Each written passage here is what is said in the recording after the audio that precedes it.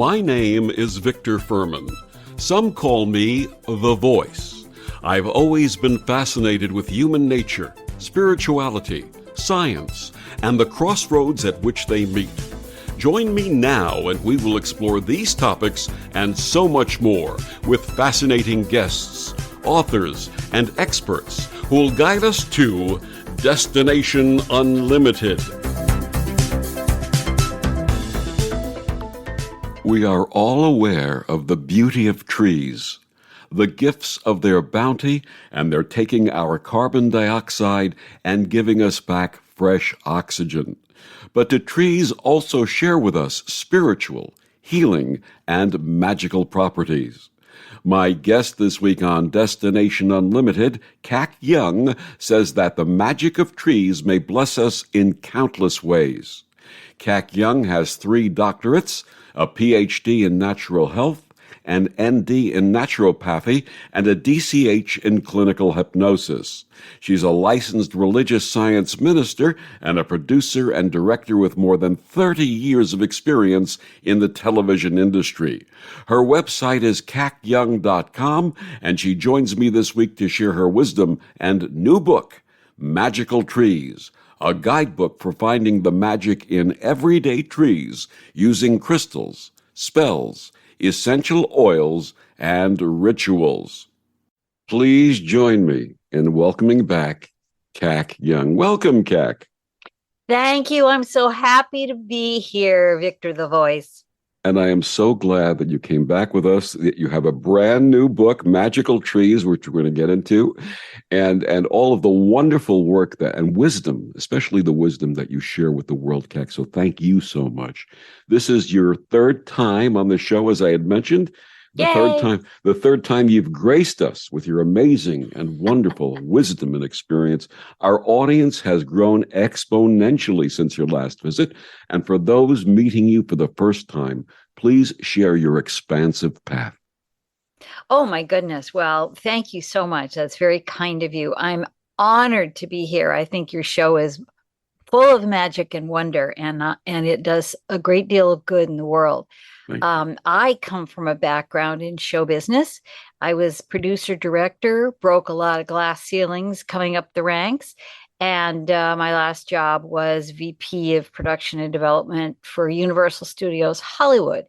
And then I took 20 years off to write some books, and I've written 27. I'm on my 28th right now. And I found that by researching and getting to the truth, that I can grow my soul and become what I was here for, which is to take complex concepts and maybe even controversial ones and sift them down into language that everyone can understand. There's a lot of things in the world that people think, oh, it's great if we talk in complicated language, but I think that the simpler, the better. And let us all understand the truth. Let us all understand what's out there in the world. So I was enchanted by trees. And then my publisher, Brenda Knight, asked me if I would write a book about magical trees. And I said, sure. I mean, you always say yes to a publisher. So I said, sure. And then I began getting into the world of trees and the magic they bring. And it's very exciting. And I want to tell the world how important they are to us, the gifts that they bring us, and how we really need to make a tree part of our family. Absolutely. And before we get into the trees and your brand new book, Magical Trees, I want to talk about my nephew for a couple of seconds. For those listeners who are not aware, I am the uncle of Kak's, who is referred to as Mumbly, cat, Spirit the cat. And he is my nephew, and she is his Mumbly. How is my nephew doing? Your nephew continues to hold up to his reputation. He is constantly doing something new. He's constantly chatting for me. And today he set up a meeting where we're going to talk about what he wants for Christmas. So, I can't wait. And I know that I'll just sit down in a chair and listen to what he has to say. It's the most incredible relationship. He is absolutely articulate. And he came from a background on the streets of Los Angeles and into my home in Ventura. And he just decided that he was going to be my guru and enlighten me. And he's done that. And he does it every day. And is he behaving himself? Oh gosh. Well, it that depends. In his world, he's behaving himself. In my world, maybe not so much, but he is fun and he does listen and he will stop. So I think that's a good thing. Last time you were on, we were talking about your last book, Living the Fairy Life. Tell us a little bit about the fairy life. Well, the fairy life, I have always had little beings and creatures in my life. And finally, when I lived up in Cambria for 10 years, I really got to identify that there were fairies out there and that I seemed to be attracted to them and vice versa. I mean, yes, I have an Irish DNA background, but all my life, little things have happened. And I even had some experiences when I lived in Hollywood working in show business where it was a bit paranormal. And I called the University of Irvine parapsychology and department and talked to them about what I was experiencing and what was going on. They are very familiar with the haunted houses in Hollywood and some of the lore and some of the spirits that lurk. So they actually came to my house. They kind of tested things out, and it was them that suggested that this little apple doll that I had been given as a gift was actually a fairy, and that the activities that were happening in my house were from playful fairies and not poltergeist or any kind of apparitions that way. So I had that in the back of my mind. And then when I lived in Cambria, I had several experiences with fairies of the forest. We lived on 2 acres of wooded forest land. And it was quite amazing because I could identify it there. I think the air is clearer and the contacts are more open. So the fairies felt that they could come there. And I planted little fairy gardens for them. I made sure that they knew that they were welcome. So when I moved to Ventura, I absolutely did that. I created a fairy garden and I had a fairy door. And when we had the fire of 2017, the Thomas fire, my neighborhood was burned to the ground except my house. We lost some of the orchards in the back, one side of the house, but the fire stopped at the fairy garden. Who knew that the fairies were firefighters?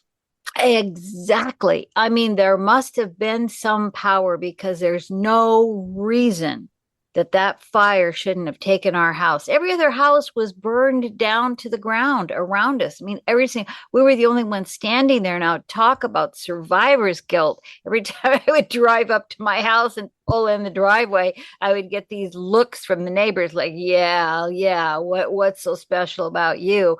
And, I could just probably stand on my front porch and say, it's the fairies did it.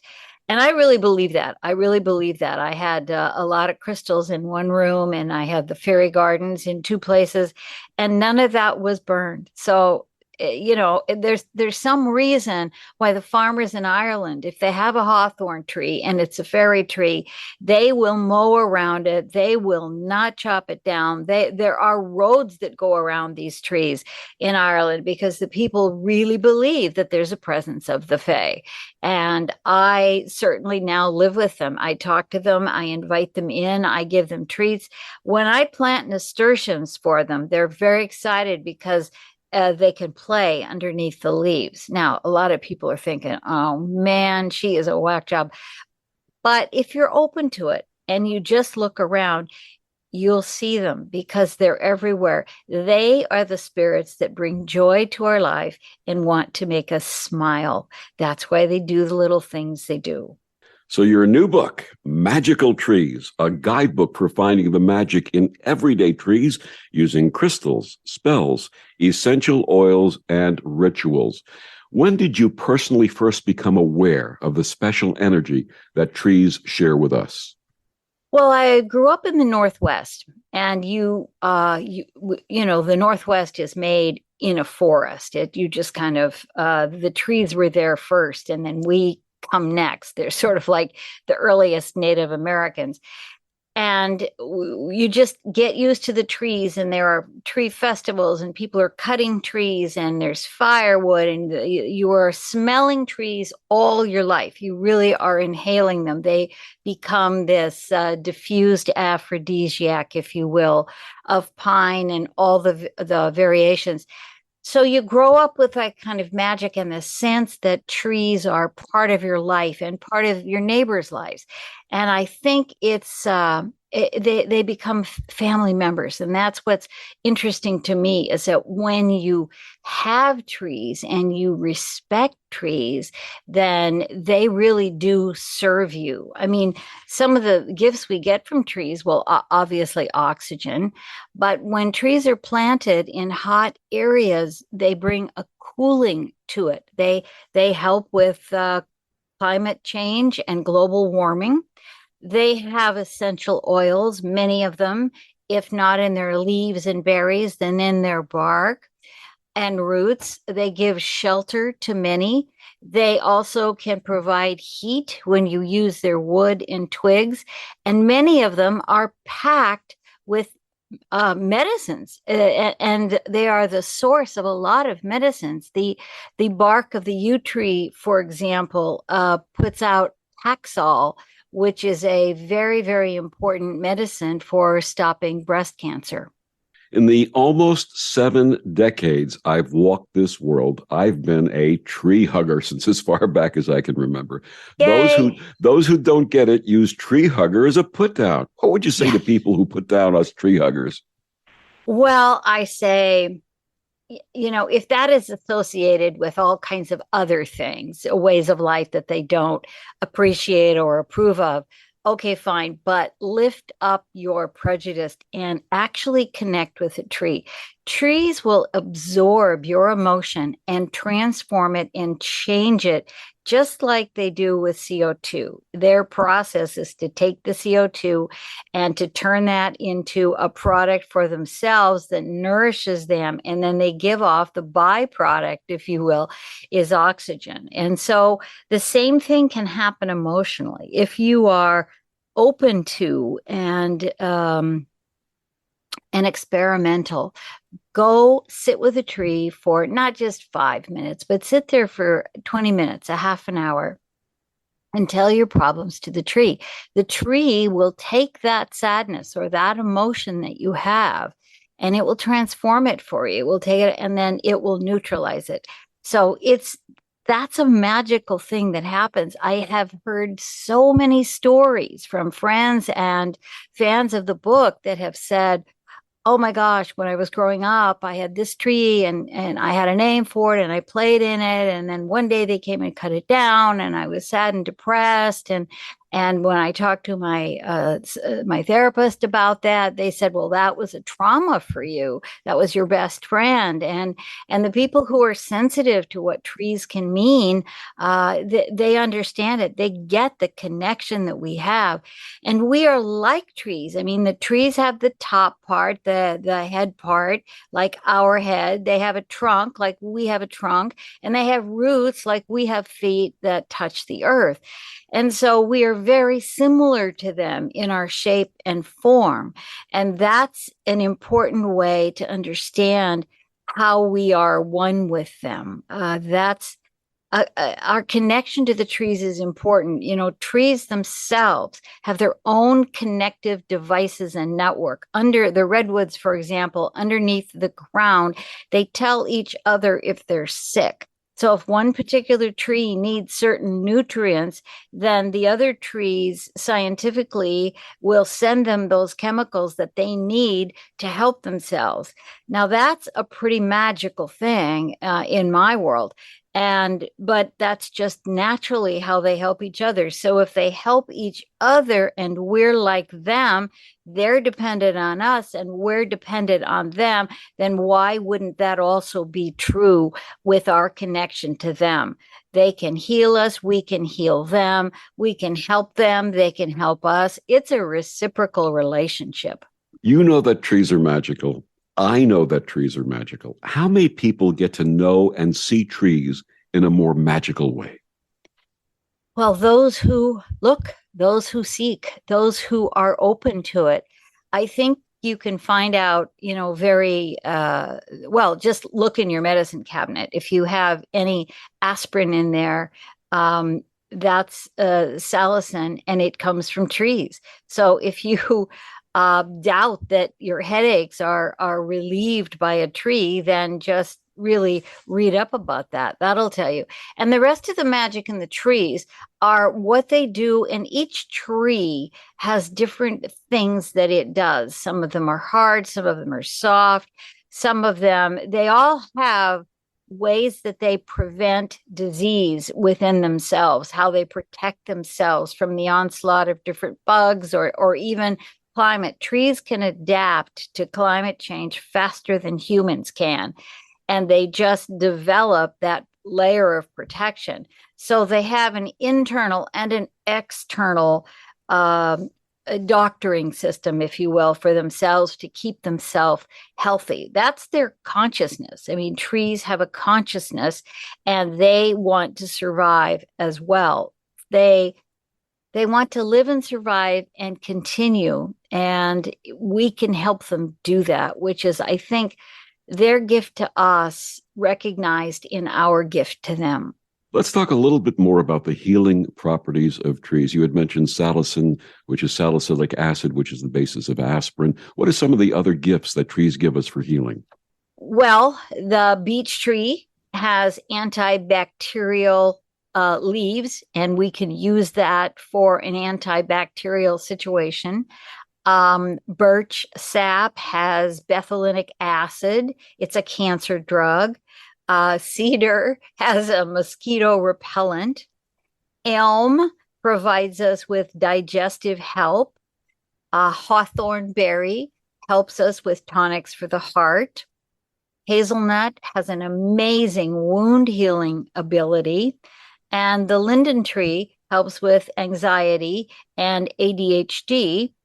And the poplar provides the balm of Gilead. And that's just some of them. It's the willow tree that gives us the salicin, or the subtle salicylic acid, which is in aspirin. So, we thank the willow tree. Many humans work to save trees, but how do trees also try to save humans? Well, I think at a very basic level, people used canoes. They used they used a tree to get places, and also the stones of Stonehenge, the 40-ton rocks that were hewn out of the quarries in Wales were brought overland on trees. They were rolled on trees and ropes. 150 miles worth of hauling of these. And the same thing is true with the pyramids. It is alleged that trees were used, cedars really were used to help them build the pyramids and bring those rocks up to the top by creating a roadway around the pyramid. And then when that was completed, they just took the roadway of sand away. But it was mostly the trees that helped them roll those rocks in place. We have a tree in our backyard that is very, very sentient, and we often talk with her and thank her for being there. How may those who want to share this experience start their conversation? I think that's absolutely right. I think you start it young because you feel that maybe you're lonely, maybe you're sad, maybe something's happened, maybe you've had a fight with your brother or sister, and you can go out and be by a tree. You're not by yourself, you're not hiding, you're just out there by a tree. And I think we learn early on, if we have trees around us, that we can trust them, that they are not going to hurt us. We build tree houses in them. We get to know them. We climb them. We take their fruit or their nuts, and we are with them seasonally. Trees really teach us about the seasons and what happens with Mother Nature. It's, um, it's just kind of a beautiful ecosystem that we have with trees. Is there a right way or wrong way to start that conversation? Sure. Um, you don't own the tree. You are a guest in the tree's surroundings. So I always suggest, well, my practice has been to approach the tree and say, hello, I would like to get to know you. And if I get a feeling of a welcome response, and 98% of the time you do, you just go approach the tree and talk to it and get to know it. And you can, like you do, thank it for its gifts. You can, I sometimes take my book with me and I read to the tree. I say, okay, is this true? Do you do these things? I've had relationships with trees that have really saved me from a lot of things in my life that I would have felt bad about or sad about or hurt about, and I can just be by my tree. I mean, I have a tree in the backyard right now that survived the fire. And when I moved into this house 7 years ago, it was this little stickly, weak looking ficus tree. Well, it is now 3 stories high. It is absolutely huge. And that's because I named it, I talked to it, I go out there and I read under it. I took some pictures with some of my books under it, and it was thrilled. I mean, it's really strange to say. I really think the tree smiled. The tree liked attention. I mean, don't we all? Doesn't everything in nature like a little attention? People who, plants are people too. We talk to our plants. We play classical music for them, and they thrive. Well, this ficus tree is absolutely amazing. Every time I look at it, I think it's grown another foot. Um, and the fire department comes around every year and says, okay, trim this, trim that, don't do that, or this is great. And I look at them and I said, this ficus is perfect, isn't it?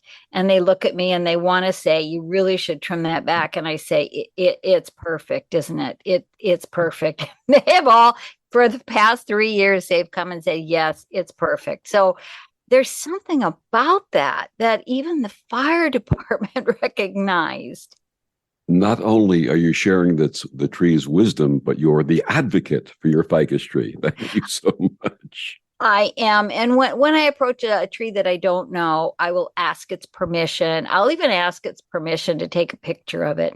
And then if I take something from the tree, I'll ask permission from that. May I have a branch? May I have some leaves?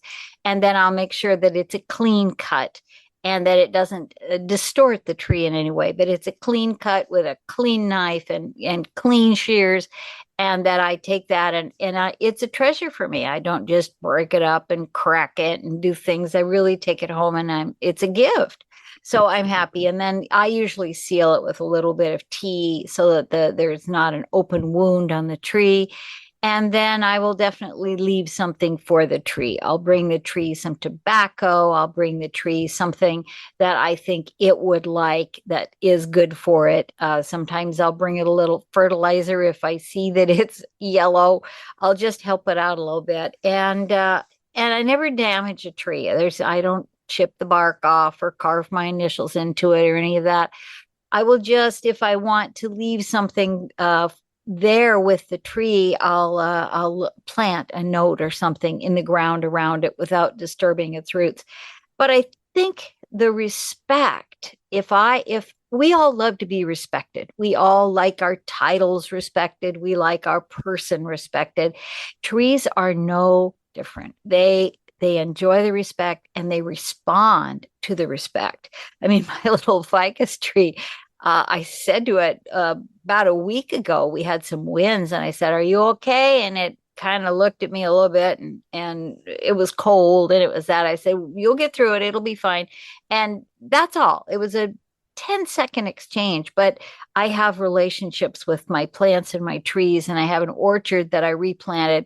And people say, you got avocados in the second year? I said, well, yeah, yeah, because we chat with them. We appreciate them. So of course they flourish. Why wouldn't you? Absolutely. My guest is the magical Kak Young. Her new book, Magical Trees, a guidebook for finding the magic in everyday trees using crystals, spells, essential oils, and rituals. Kak, please tell our listeners where they can get this amazing book and find out more about you.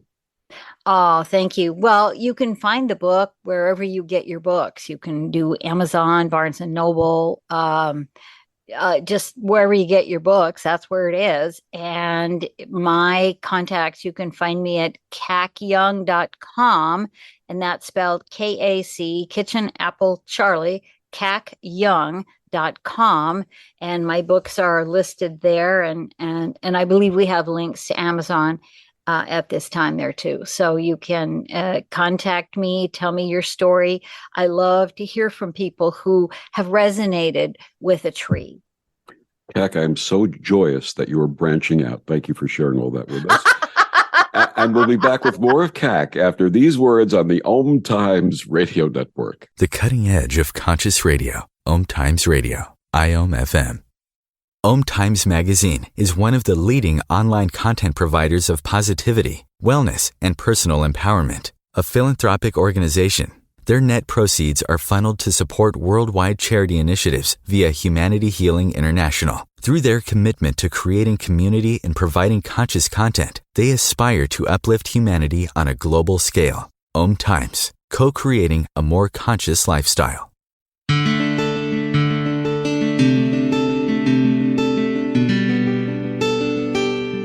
Back on Destination Unlimited, my guest this week, the amazing Kak Young, her new book, Magical Trees, a guidebook for finding the magic in everyday trees using crystals, spells, essential oils, and rituals. Kak, in the break, you were saying something about wanting to give me my Celtic birthday, so go ahead.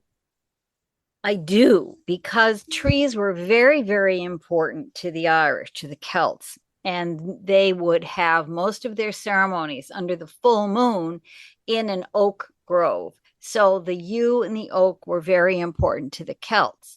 And they lived by their trees, and the trees were associated with certain times of the year. And that would determine, if you were back in those days, that would determine your place in the society and what you're going to do with your future, as well as your personality. So Victor Fuhrman, you were born January 17th. So you are the birch. Ah. You're a birch, okay? And you would be known as the achiever. Your personality is that you're highly driven. You are a motivator. You are tough and reliant like a birch tree. Cool-headed and naturally confident. You are a born ruler. You're a skilled leader, and you brighten any space with your charm and quick wit. Oh, thank you so much for sharing that with me. It makes me feel really, really good. I must say, I am 25% Irish. My grandmother on my mother's side was a Fury, believe it or not. Her name was Fury, family name. So I do carry 25% of that Irish in me, and I'm proud of it. Well, that's good. That's good. That's good. And your animal sign is the stag or the deer, and your crystal is the black tourmaline, which means you are grounding and balanced. Which is fascinating because I've been wearing a black tourmaline pendant for years.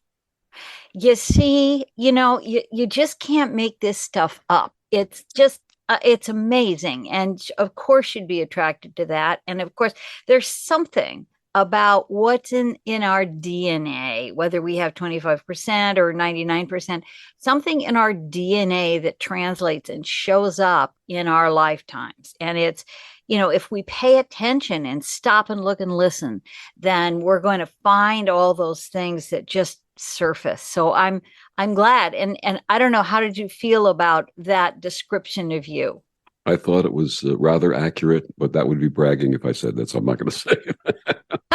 Well, no. I think, everybody has different tendencies. And so I think I have found them to be really accurate. Whenever I'm on a show, I'll ask the host, and some of them have just been dumbfounded. So I love that. And didn't do it. It's the Celts. It's just bringing that up. And I loved how they also had the OWAM. It's spelled OGHAM, OWAM.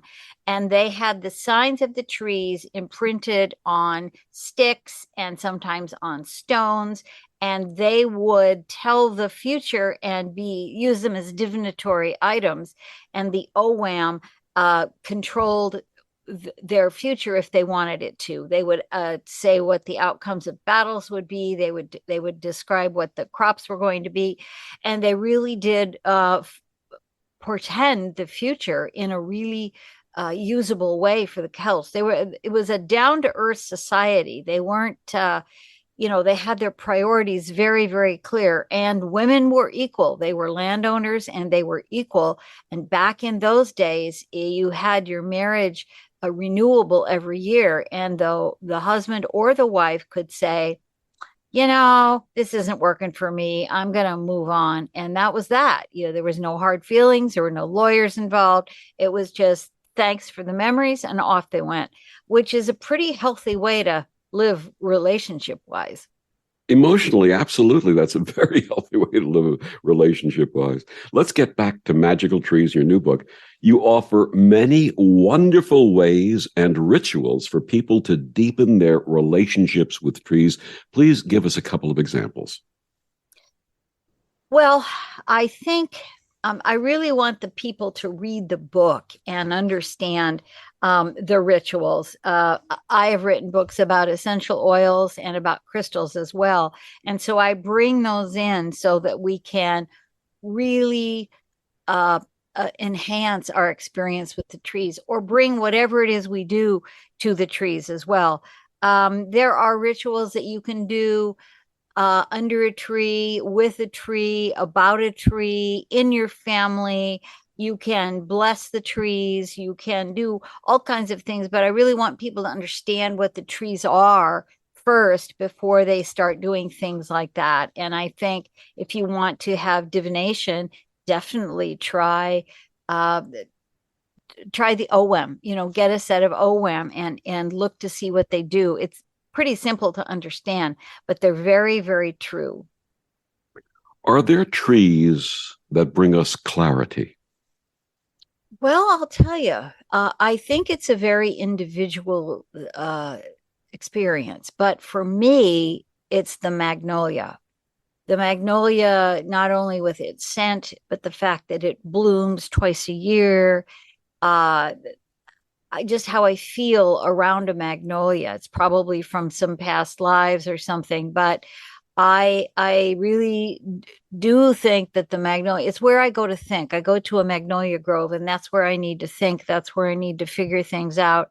And I usually get the answers there. For some people, it's the redwoods. For some other people, it's the weeping willow out in the backyard. I think it depends on your personality. It depends on your psychological makeup and how much you are willing to trust. So in doing that, there are trees that bring you clarity. I don't know if you're talking about medicinally, but just the physicality of the tree, the one that you unite with, the one that you cotton to, that's really the tree that will be with you forever. Now, we talked about the medical healing properties of trees. What about energetic healing? Are there trees that are natural energy healers? Well, yes. In Africa, the baobab tree is absolutely that. It brings shelter. People can eat the leaves. It's a very nourishing tree. It has saved a lot of people from complete starvation. And the baobab tree is a very spiritual tree. It's very, very old. They grow very, very tall. and they really grow against what makes any sense from the ground and from the environment around it. But there they are, tall and sturdy, and they are worshipped. They are appreciated, and they are sometimes, I don't want to say that, sometimes they're more important than even the government in some African societies. They are responsible for life and death. Are there trees that enhance romance? Well, sure. I think, again, it depends on where you are living. If you love the forest and you love pines, perhaps it's a hemlock pine that you fall in love under. Perhaps it's walking in the redwoods. Perhaps it is watching the trees change colors in the northeast. It depends on where you are and what you are accustomed to. I think trees that are gracious and that are part of the land and really seasonal, I think those are the trees that help you fall in love. I'm not going to go to the apple tree because that's got a lot of press about it. But I'm thinking even some of the fruit trees and citrus and mango trees, I think they're all romantic, and they can they can just add to your life by who they are and what they do and what they bring. For those who are mourning the loss of beloveds, are there trees that offer consolation? Again, what your special tree is, I think, is important. And I also like, there are certain companies out there that offer plant a tree and remember someone for the rest of their life, plant a tree in a forest. But there are companies that are just simple rip-offs in that arena. They just take the seeds and throw them out somewhere, and they don't go back and water them, and they don't nurture them. So you really have to pick a company that it's going to cost you a little bit more, but these trees are grown from seed and seedlings, and they're planted and cared for and nourished and looked after. They're just not abandoned and somebody else takes your money and goes to lunch. If you invest in real companies that do the work of reforesting the planet, then they will plant something for your loved one, and that will grow up tall and strong and be what they claim. But I have separated those companies in the book and given you some places where you really can invest and get what you pay for. You had mentioned magnolias. Do you have any other trees that are your personal favorites? Well, I love the tropical trees. I love the plumeria. I have them around. I love the ylang ylang, some of those trees and plants. I love those, and I love the jacaranda. The jacaranda is funny to say, and it's beautiful. And once a year, it puts on this highly vibrant purple costume.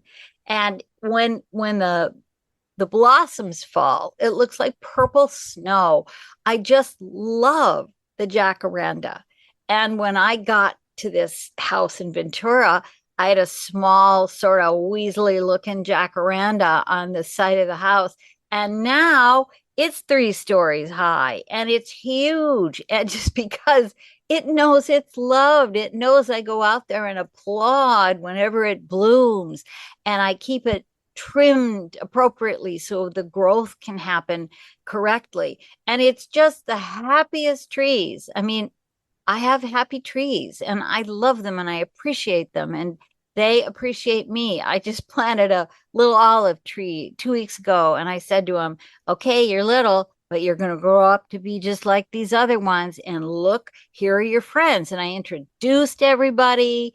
And the almond tree that I planted looked like it wasn't going to make it, but now it's perfect. And I expect that next year it'll have almonds.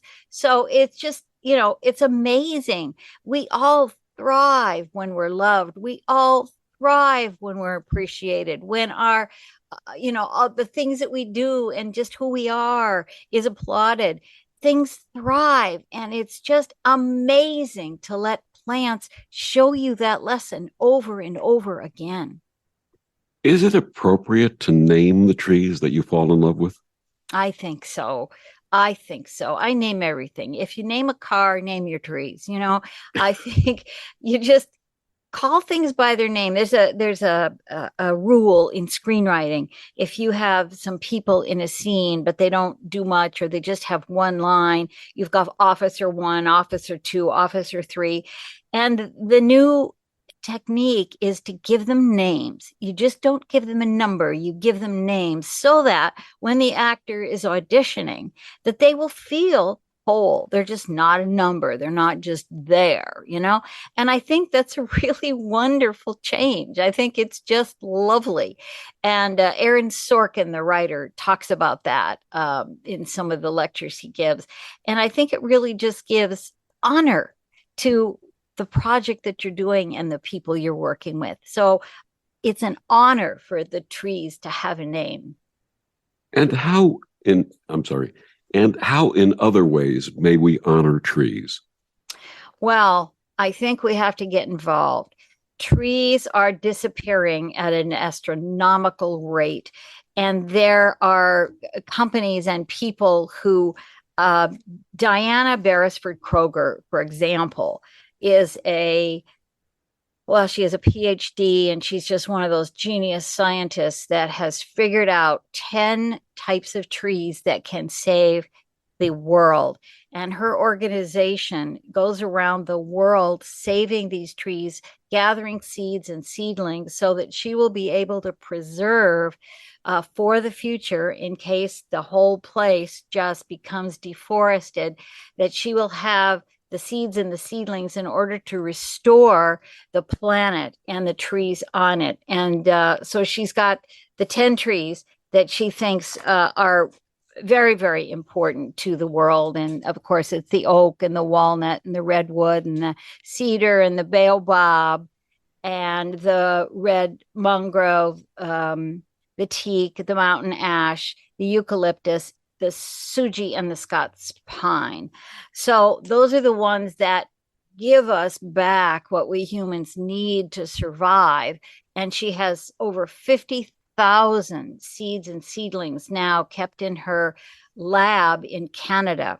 And I just really encourage people to look at her Call of the Forest website, and also the podcast, the NCPR podcast that she has, and also a movie on PBS that talks about the forest and how important trees are. And she really gets into the science of it. She loves trees. She comes from a Celtic background, and she comes from a family of druids. So she's really been handed down the lore in some very, very interesting ways. So if you look up Diana Beresford Kroger, just like the grocery store, you'll find some amazing information that hopefully will change your life, because Diana can use all the help she could get in preserving trees. And we can get involved in our communities. We can get with tree groups. We can go out and help plant trees. We can bring trees to urban neighborhoods where they need shade. And it is proven that if you plant trees in certain neighborhoods, everybody is happier.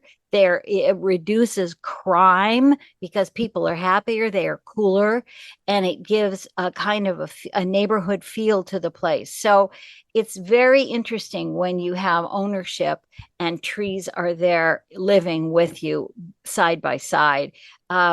You can look up that research, it's there. And that's what I think really intrigues me, is that we have the power to change our communities. We have the power to help this planet. We have the power to save our earth if we'll only put down our coffee cups and go do it. Absolutely. My guest is Kak Young. Her new book, Magical Trees. We'll be back with more of Kak after these words on the OMTimes radio network. Humanity Healing International is a small nonprofit with a big dream: Since 2007, HHI has been working tirelessly to bring help to communities with little or no hope. Our projects are not broad mandates, nor are they overnight solutions, but they bring the reassurance that no one is alone and that someone cares. To learn more, please visit humanityhealing.org. Humanity Healing is where your heart is. Dad, I picked up your pills, made your lunch, and your laundry is done. When you care for a loved one, you take care of everything. But are you taking care of yourself? Find free care guides at aarp.org/caregiving. Brought to you by AARP and the Ad Council.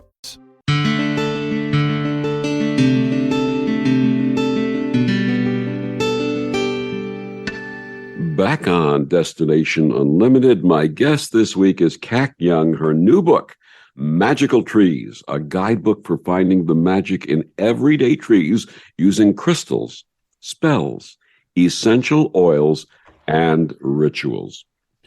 Kak, should older trees, elder trees, be honored in a special way?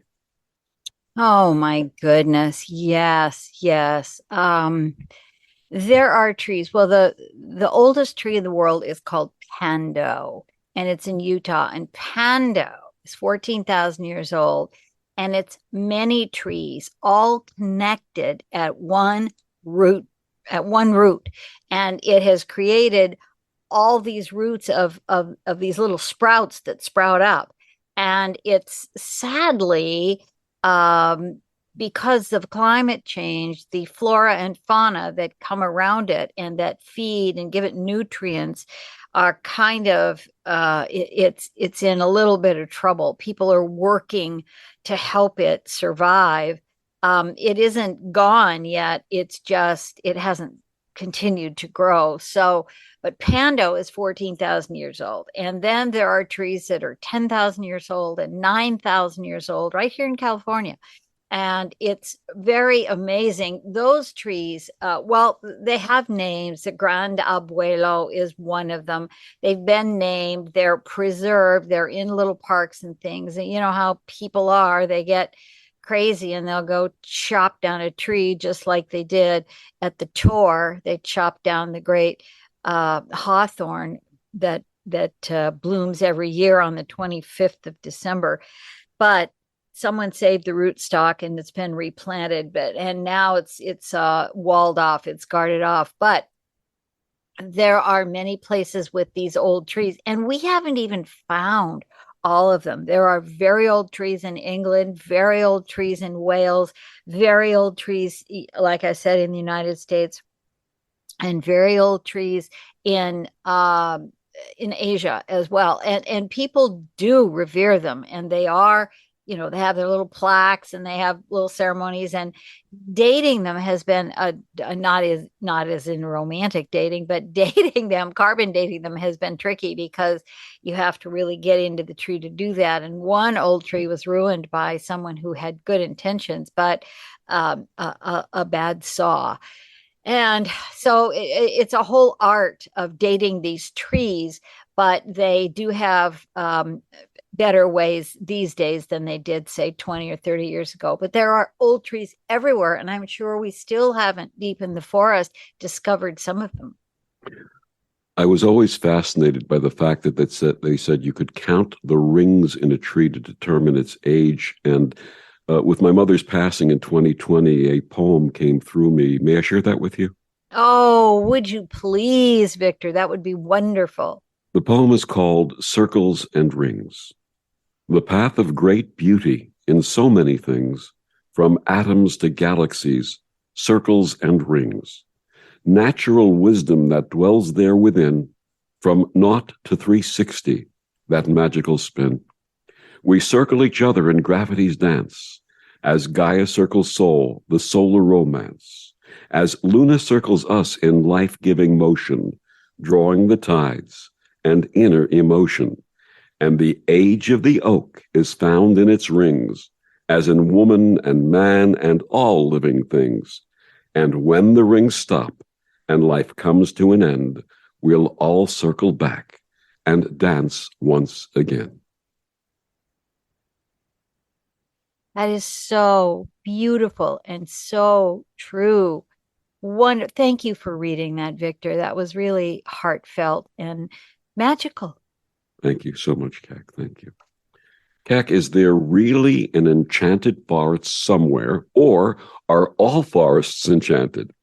Yeah, the latter. All forests are enchanted. First of all, creatures and beings live there, and they've lived there long before us. The forest knows how to reseed itself, it knows how to protect itself from, um, oncoming diseases or treacherous things, except the saw and the axe. So we have to be careful about that. But yes, all forests are enchanted. There are beings and creatures that live all over the world, and different cultures have different names for them, and they have called them certain things. To be really cynical, a lot of the fairies and all of the beings have been made up by cultures for thousands of years, because I think that human nature wants to blame something. If something goes wrong, they need a scapegoat. So they say, oh, well, the fairies did it, or the banshees did it, or these people did it. So I think that the negative parts of the creatures that live or that scare people is a combination of Hollywood and old lore and people needing to shift the blame. But the entities that live within the forest are protectors. They are helpers. There's nothing bad in the forest. You might run into the food chain if you could become a bear's lunch if you're not careful where you go. But that's again territory. And if we respect where we are and what's going on, then we won't run into the path of a hungry bear. And I think forests are entities that are magical and to be cherished, to be appreciated, and to be left alone. We can certainly walk in there in the light of day and enjoy, but be careful in the forest. It's the same thing as going in the sea. If you're going to go down there where the sharks swim, well, guess what? Your chances are you will meet up with a shark, and that may or may not have a positive outcome. So I think the same thing is with forests. Anytime we go into another place that is not our house, then we have to do that carefully, with respect, and an awareness. You had mentioned leaving tobacco by that wonderful tree on your property, and indigenous peoples around the world have been practicing that gift of replacing or giving a gift back to the earth every time they've taken something with them. What would we give to the trees? What should we give to the trees? Well, something that the trees will like. So what would the trees like? Sometimes I'll take a little fertilizer if I notice that a tree is having a hard time. I've even called the Park Service upon occasion and said, I think you need to go out there and have a look at that tree. I think it has a beetle or, tree mange, or it has something wrong with it. And I think you can fix it. So I've even done that, sort of taken care of them. But I just think when you give a gift, think of the person, think of the tree. What would it like? Does it need? Sometimes take it water. Sometimes it would enjoy that. Sometimes a tree in your front yard, put a little fairy garden around it. You can watch the children in the neighborhood go crazy when they see little fairy mushrooms and little fairy rocks and things. And it's just great. You can decorate a tree, but when you do that, make sure that you have its permission. Can I hang this on you? There's a wishing tree in England, and well, actually one in Vancouver, BC as well, that is so laden down with all these wishes that are on paper and on material, that it makes the branches almost hit the ground. So we don't want to do that either, but we do want to give them gifts of what they would like. So it depends on the type of tree it is, the season it is, what you think they might like. And sometimes the greatest gift of all is just your presence and your appreciation and your hug. Gratitude, the greatest gift we can share with one another and with the beautiful trees that so bless our earth. Her book is called Magical Trees, a guidebook for finding the magic in everyday trees using crystals, spells, essential oils, and rituals. Kak Young, one more time, please tell our listeners where they can get your book and find out more about you. Yes, you can find me at kakyoung.com, and that's spelled KAC, like Jack, only Kak without the K at the end, kakyoung.com. And the book is available wherever you get your books, on Amazon, Barnes & Noble, wherever you like to shop for your books. You can Google it and find out what's closest to you. But I really recommend that you do read this, because it will change your life for the better. It will change our planet for the better. And this book makes a wonderful gift for the holidays, for Hanukkah, Kwanzaa, or Christmas. Give this to some of your favorite friends. Pair it with a crystal, pair it with an essential oil, and make this a gift that we give back to the earth. And the tree book is good reading. It's fun. It's full of information and things that you never thought about. And I loved writing this book with all my heart. And I hope that I've conveyed that to you. Trees can save us, and we can save trees. Kak, you are a gift to all of us. It is a delight every time you join us and share your wisdom. So thank you so much. Thank you so much, Victor. And thank you for your beautiful poem. My heart is still warm and happy. And thank you for joining us on Destination Unlimited. I'm Victor, the Voice Fuhrman. Have a wonderful week.